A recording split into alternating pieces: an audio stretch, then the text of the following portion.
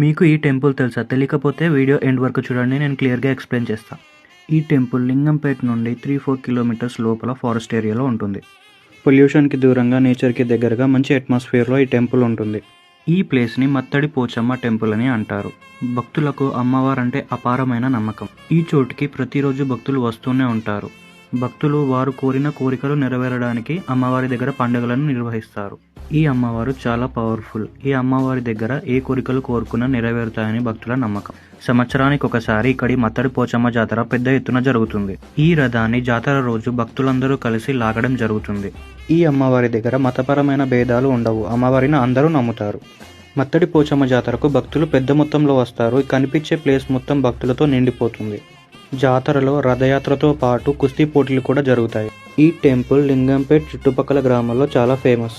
పక్కనే లింగంపేట్ పెద్దవాగు కూడా ప్రవహిస్తూ ఉంటుంది. ఇలాంటి మరిన్ని వీడియోస్ కోసం వీడియోని షేర్ చేయండి, మన అకౌంట్ని ఫాలో చేయండి. ఉంటా మరి, బాయ్.